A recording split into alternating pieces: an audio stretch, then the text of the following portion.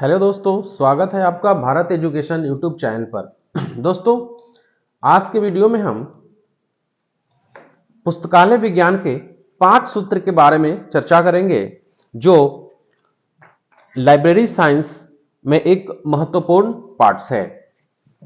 तो फ्रेंड, यदि आप इस चैनल पर नए हैं तो आप चैनल को सब्सक्राइब करें और जो लोग देख रहे हैं इस चैनल को वे इसे सब्सक्राइब जरूर करें।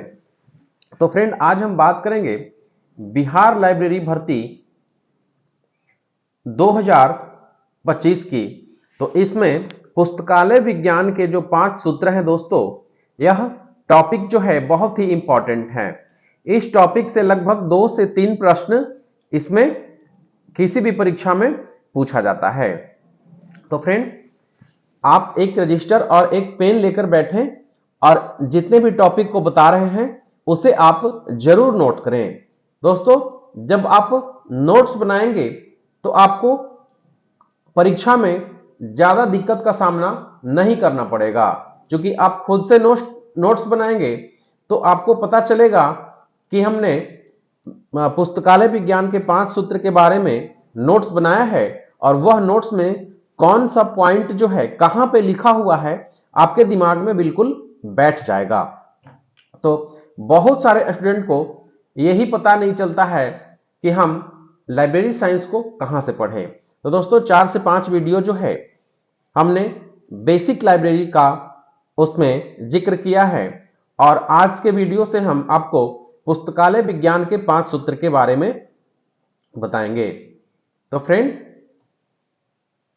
5 सूत्र कौन कौन से हैं और लाइब्रेरी जो है पुस्तक विज्ञान के 5 सूत्र जो है इसे किसने प्रतिपादित किया और यह नियम, इस नियम से क्या होता है, और चलिए इस नियम को हम जानने का प्रयास करते हैं। और आपसे रिक्वेस्ट है कि डायरी और पेन जरूर लें और आप इसे नोट्स जरूर करें।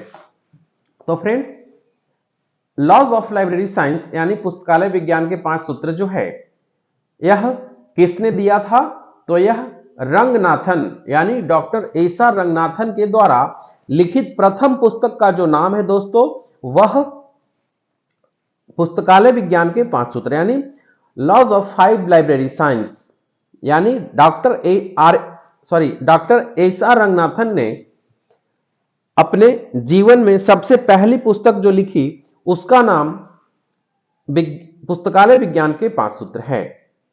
दोस्तों, इस पुस्तक को डॉक्टर एसा रंगनाथन के द्वारा लिखा गया था। इसका मुख्य रूप से 3 एडिशन आया, यानी फर्स्ट एडिशन जो है 1931 ईस्वी में आया, दूसरा एडिशन जो है 1957 ईस्वी में आया और थर्ड एडिशन जो है दोस्तों 1992 ईस्वी में आया। अब आप कहेंगे कि सर, रंगनाथन साहब का मृत्यु जो है 1992 से पहले हो गया था, तो ये थर्ड एडिशन कैसे आया? तो इस पे हम बाद में चर्चा करेंगे। तो इसका जो है थर्ड एडिशन जो आया था, ये एसा रंगनाथन साहब के जो शिष्य थे उनके द्वारा जो है इसे प्रकाशित किया गया था। तो फ्रेंड, आप समझ गए कि डॉक्टर रंगनाथन की जो 5 लाइब्रेरी साइंस जो है, यह 5 लॉज ऑफ लाइब्रेरी साइंस। दोस्तों, रंगनाथन साहब की प्रथम पुस्तक कौन सी है?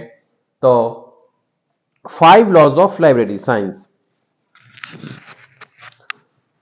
दोस्तों, यह कई बार परीक्षा में पूछा जा चुका है कि डॉक्टर रंगनाथन की प्रथम पुस्तक कौन थी? तो यह 5 लॉज ऑफ लाइब्रेरी साइंस, यानी इसका फर्स्ट एडिशन हुआ 1931 ईस्वी में, सेकेंड एडिशन हुआ 1957 ईस्वी में और थर्ड एडिशन जो हुआ यह 1992 ईस्वी में हुआ। किसके द्वारा? तो एसा रंगनाथन के जो शिष्य थे उनके द्वारा इसे प्रकाशित किया गया। दोस्तों, सबसे पहले लॉस ऑफ लाइब्रेरी साइंस को जानने से पहले आपको रंगनाथन साहब के बारे में जानना अत्यंत ही महत्वपूर्ण होता है। और रंगनाथन साहब का जो जीवनी है, हमने एक वीडियो में आपको बताया था कि रंगनाथन साहब का जन्म कब हुआ और कितने वर्षों तक वे जीवित रहे, और जन्म से लेकर मृत्यु तक जो है उनके बारे में हमने आपको पिछले वीडियो में बताया था। उसे आप देख लेंगे तो आपको पता चल जाएगा। तो फ्रेंड, पुस्तकालय विज्ञान के जो 5 सूत्र हैं, वे सबसे पहले इसकी जो है कल्पना कैसे की गई थी। पुस्तकालय विज्ञान के 5 सूत्र जो हैं वह इसका प्रतिपादन कैसे, यानी कैसे किया गया था। तो दोस्तों 1928 ईस्वी में मीनाक्षी कॉलेज, अन्नामलई नगर, मद्रास में, यह जो है मीनाक्षी कॉलेज, अन्नामलई नगर कहां है, तो मद्रास में है। इससे भी प्रश्न आता है कि मीनाक्षी कॉलेज कहां है, तो वह कहां है दोस्तों, तो मद्रास में है। तो 1928 ईस्वी में मीनाक्षी कॉलेज, अन्नामलई नगर, मद्रास में इसका प्रतिपादन किया गया था। और दोस्तों इसका पहला प्रकाशन जो है 1931 ईस्वी में हुआ था। दोस्तों यहां पे बहुत इंपॉर्टेंट टॉपिक है और इससे कई सारे प्रश्न पूछे जाते हैं कि पुस्तकालय विज्ञान के 5 सूत्र का नियम जो है इसका प्रतिपादन सबसे पहले कहां किया गया था।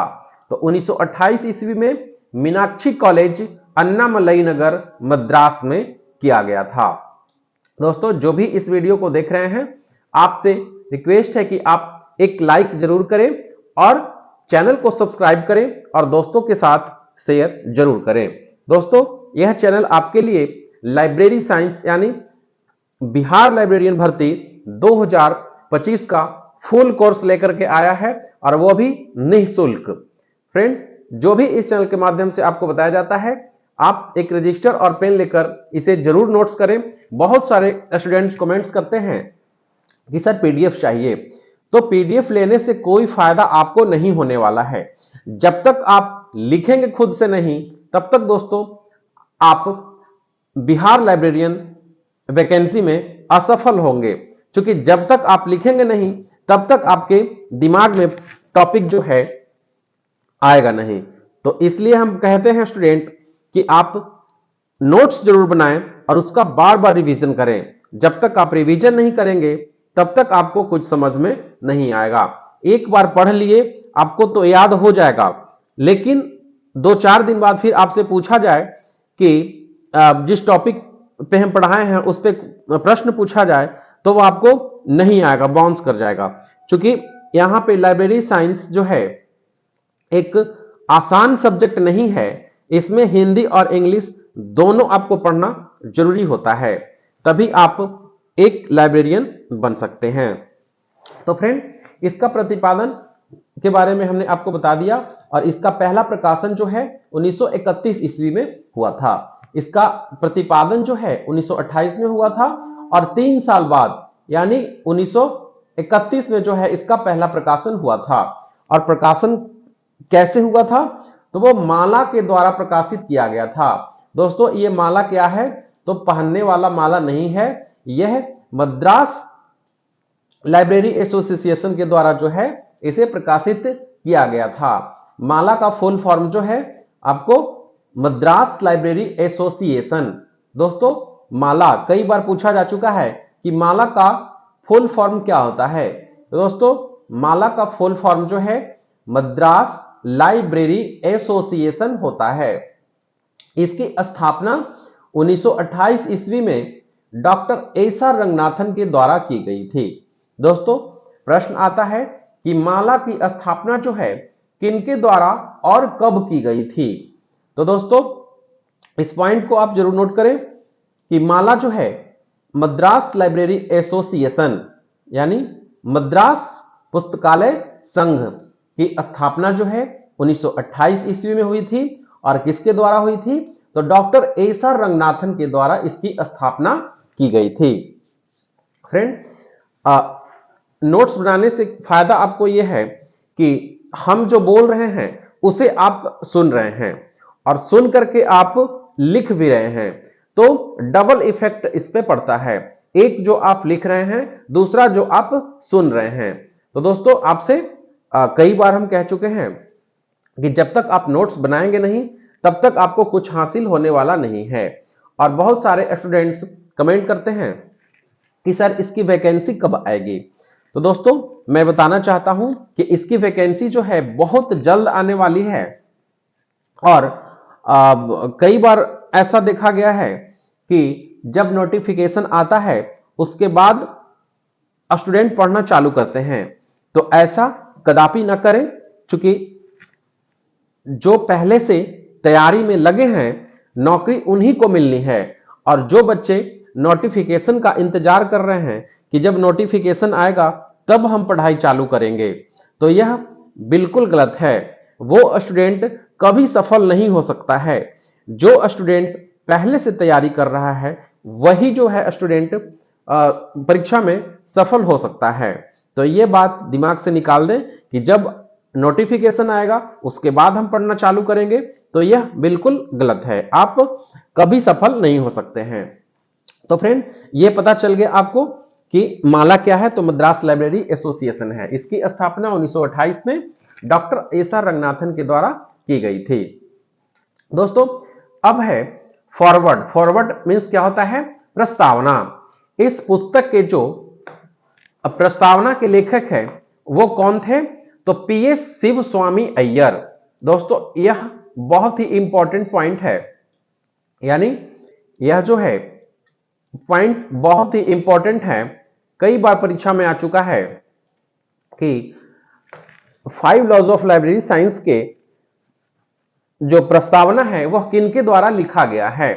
तो वह पीएस शिव स्वामी अय्यर के द्वारा प्रस्तावना लिखा गया है। फॉरवर्ड, जो बच्चे ये लाइब्रेरी साइंस जो है इसमें शुद्ध हिंदी नहीं पढ़ा जा सकता है। जो बच्चे कहते हैं कि हमें शुद्ध हिंदी पढ़ना है लाइब्रेरी साइंस में, तो दोस्तों मैं आपसे कहना चाहता हूं कि यह लाइब्रेरी साइंस है। साइंस मतलब विज्ञान, और विज्ञान में आपको जो है इंग्लिश पढ़ना ही पढ़ना है।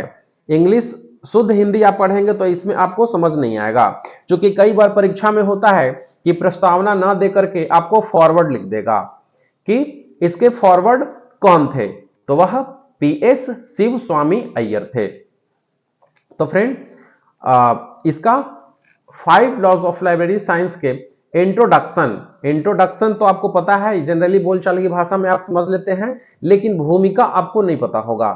कोई कोई वर्ड ऐसा होता है दोस्तों कि आपको अंग्रेजी में समझ आती है, हिंदी में नहीं आती है, और कोई कोई ऐसा वर्ड होता है कि आपको हिंदी समझ आती है, उसका अंग्रेजी समझ नहीं आती है। इसलिए इसे बिलिंगुअल पढ़ना काफी इंपॉर्टेंट है। जब आप बिलिंगुअल नहीं पढ़ेंगे तो आपको लाइब्रेरी साइंस का जो है कोई मतलब ही नहीं बनता है। तो फ्रेंड, फॉरवर्ड इसका प्रस्तावना जो है पीएस शिव स्वामी अय्यर के द्वारा लिखा गया था, और इसका इंट्रोडक्शन जो है यानी परिचय, ये जो है WCB सैयस के द्वारा लिखा गया था। अब दोस्तों यहां पे प्रश्न आता है कि डॉक्टर एस.आर. रंगनाथन के पहले गुरु कौन थे? दोस्तों, पहले गुरु जो थे वे उनके मैथ के गुरु थे, यानी गणित के गुरु थे। कौन थे गणित के गुरु? और लाइब्रेरी साइंस के गुरु कौन थे? तो ये हम दोनों आपको बताएंगे। पिछले वीडियो में हमने जब आपको डॉक्टर एस.आर. रंगनाथन के जीवनी के बारे में पढ़ाया था तो उसमें हमने सारी बातों को बताया था। तो फ्रेंड, आपको पता है कि father of library science in India, Bharat में पुस्तकालय विज्ञान के जनक कौन कहे जाते हैं? तो वे डॉक्टर एस.आर. रंगनाथन साहब कहे जाते हैं। दोस्तों, father of library science in India यानी पुस्तकालय विज्ञान के जनक कौन है? तो डॉक्टर एस.आर. रंगनाथन।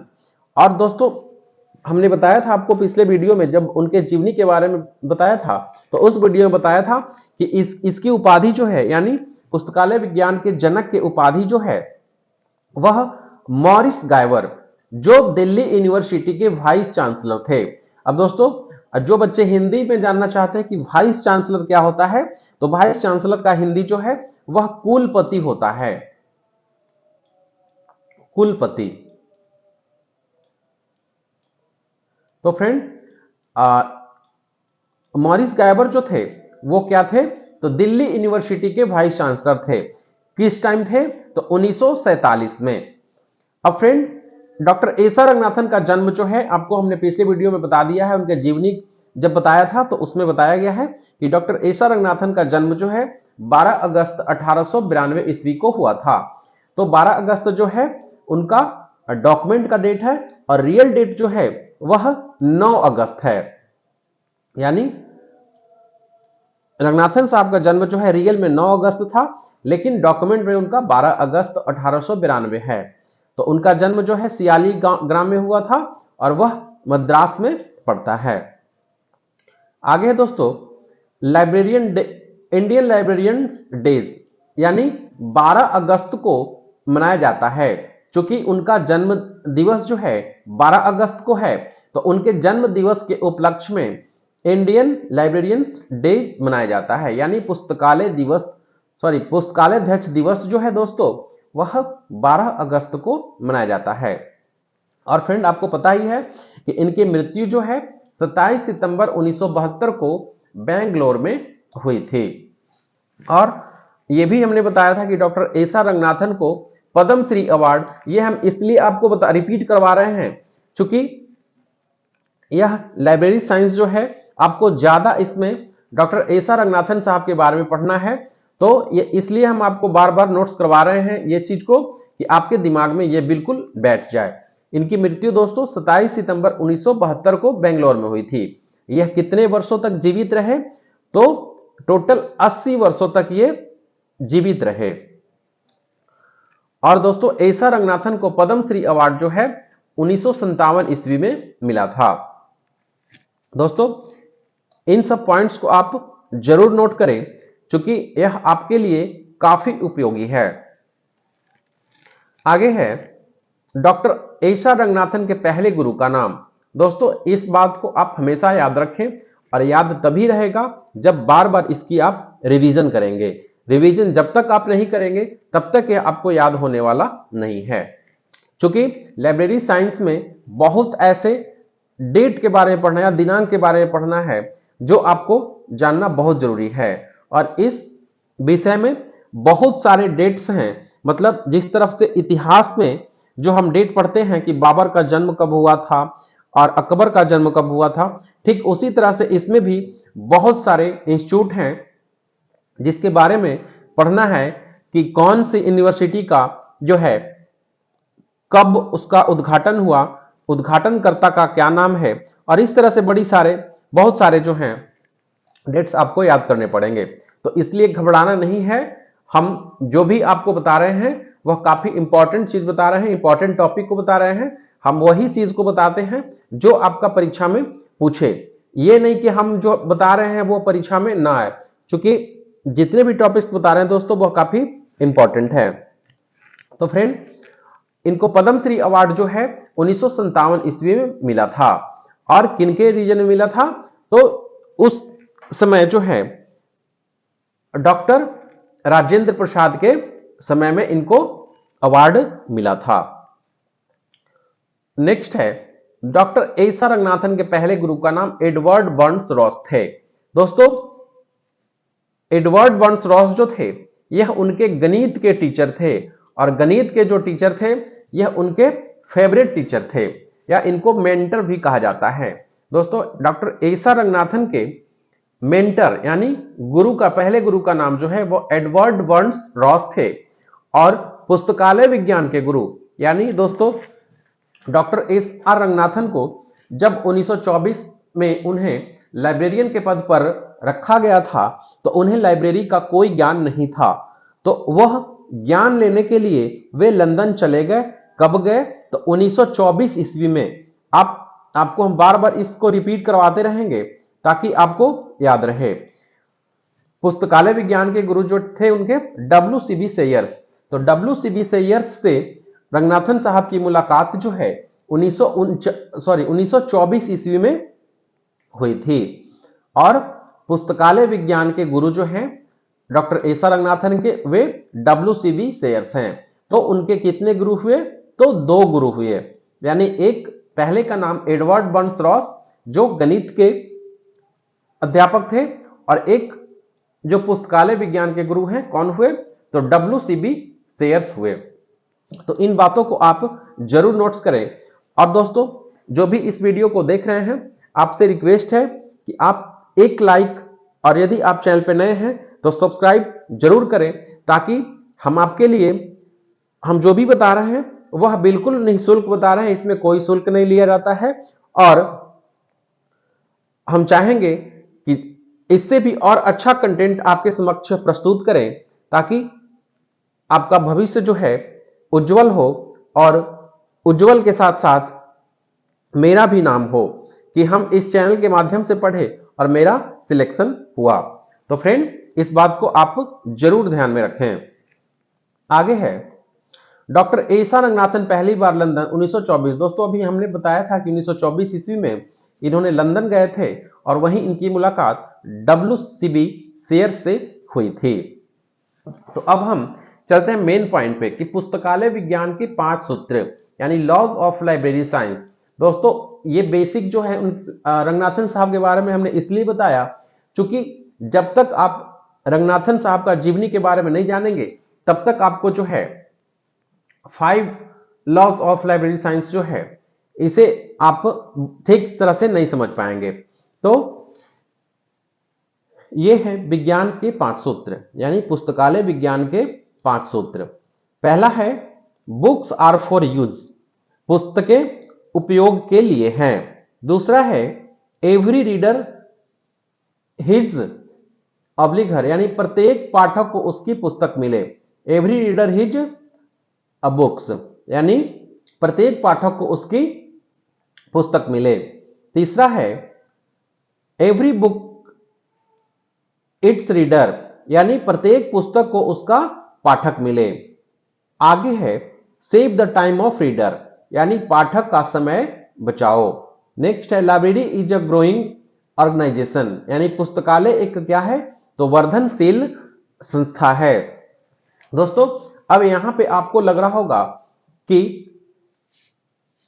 यह दूसरा नियम जो है लॉज ऑफ 2 जो है प्रत्येक पाठक को उसकी पुस्तक मिले और तीसरा जो है प्रत्येक पुस्तक को उसका पाठक मिले। तो दोस्तों इसमें अब आप सोच रहे होंगे कि भाई प्रत्येक पाठक को उसकी पुस्तक मिले ये तो ठीक है, लेकिन प्रत्येक पुस्तक को उसका पाठक मिले दोनों एक ही चीज आपको लग रहा है, लेकिन जब आप इसे डीपली में पढ़ेंगे तब आपको इसके बारे में पता चलेगा। क्योंकि यहां है पुस्तक तो उपयोग के लिए है, यानी बुक्स आर यूज जो है बुक्स फॉर यूज, यानी पुस्तक उपयोग के लिए है, लेकिन प्रत्येक पाठक को उसकी पुस्तक मिले और प्रत्येक पुस्तक को उसका पाठक मिले। तो भाई यहां पे आप समझ रहे हो कि बात तो एक ही है, प्रत्येक पाठक को उसकी पुस्तक मिल जाए और प्रत्येक पुस्तक को उसका पाठक मिल जाए, यहां तो बात बिल्कुल सेम है। लेकिन जब आप डीपली में पढ़ेंगे तो आपको इसके बारे में पता चलेगा। दोस्तों सबसे बड़ा लॉज जो है यानी सबसे बड़ा नियम जो है ये दूसरा है, यानी प्रत्येक पाठक को उसकी पुस्तक मिले। ये थोड़ा बड़ा नियम है जो अकेले ही 224 पेज का है। फ्रेंड दूसरा नियम जो है यह सबसे बड़ा यानी 224 पेज का यह जो है रंगनाथन साहब ने इसको लिखा था। और नेक्स्ट है save the time of reader, यानी पाठक का समय बचाएं। तो इसका मतलब हुआ कि प्रत्येक पाठक को उसकी पुस्तक मिले। दोस्तों यहां गौर से समझिएगा, क्योंकि प्रत्येक पाठक को उसकी पुस्तक मिले, प्रत्येक पाठक को तो उसकी पुस्तक मिल जाएगा, मतलब जो पाठक जो है जिस पुस्तक को चाहता है वह पुस्तक तो उन्हें पाठक को मिल जाएगा, लेकिन वही चीज यहां पे लिखा है कि प्रत्येक पुस्तक को उसका पाठक मिले। लेकिन दोस्तों ठीक है प्रत्येक पाठक को उसका पुस्तक मिल रहा है, लेकिन प्रत्येक पुस्तक को उसका पाठक नहीं मिल रहा है। तो इसलिए इस नियम को बनाया गया है कि प्रत्येक पुस्तक को उसका पाठक मिले, क्योंकि पाठक को पुस्तक मिल जाएगा जो उसे जरूरत है वही मिलेगा, लेकिन पुस्तक को भी चाहिए कि हर पुस्तक को उसका पाठक मिले। तो वो कैसे होगा? तो इसीलिए इस नियम को बनाया गया है कि कोई बुक जो है पाठक के पास जो है उसकी पहुंच ना हो, इसलिए उसको पाठक के समक्ष जो है उसको प्रस्तुत किया जाए और उसे पाठक से मिलवाया जाए। तो दोस्तों इसे हम आपको डिटेल्स में बताएंगे। और नेक्स्ट है पाठक का समय बचाएं। दोस्तों मान लिया जाए कि आप एक लाइब्रेरियन के पद पर नियुक्त हैं, तो कोई पाठक आपके पास आए तो उसका जो है समय बचाना है। और समय कैसे बचेगा इस चीज को हम अभी हमने आपको 5 ऑफ लाइब्रेरी साइंस बता दिया है, इस चीज को हम आगे आने वाले वीडियो में जानेंगे कि इसका डिटेल में इसका जो है क्या है। पांचवा है पुस्तकालय एक वर्धनशील संस्था है। दोस्तों पुस्तकालय जो है एक वर्धनशील संस्था है। तो ये 5 लॉज ऑफ लाइब्रेरी साइंस यानी पुस्तकालय विज्ञान के 5 जो नियम है, जो सूत्र हैं, यही है। इन पांचों सूत्र को दोस्तों आप याद कर लेंगे। कैसे याद करेंगे? तो पुस्तक उपयोग के लिए है, यह बिल्कुल आप समझ गए दोस्तों। पुस्तक एक उपयोग के लिए है, यानी पुस्तक जो है उपयोगी है। दूसरा, प्रत्येक पाठक को उसकी पुस्तक मिले। तीसरा, प्रत्येक पुस्तक को उसका पाठक मिले। ये 3 चीज आपको याद हो गया दोस्तों। पुस्तक उपयोगी है या उपयोग के लिए है, प्रत्येक पाठक को उसकी पुस्तक मिले और प्रत्येक पुस्तक को उसका पाठक मिले। यहां तक ठीक है? 3 को याद हो गया। और चौथा है पाठक का समय बचाएं। और पांचवा है पुस्तकालय एक वर्धनशील संस्था है। दोस्तों पांचों के पांचों आपको याद हो गए। पहला है पुस्तक उपयोग के लिए है, दूसरा है प्रत्येक पाठक को उसकी पुस्तक मिले, तीसरा है प्रत्येक पुस्तक को उसका पाठक मिले, और चौथा है पाठक का समय बचाएं, और पांचवा है पुस्तकालय एक वर्धनशील संस्था है। ये पांचों के पांचों आपको अभी याद हो गए। यदि दोस्तों नहीं याद हुआ है तो आप इसे 2-4 बार और देख लेंगे तो आपको याद हो जाएगा।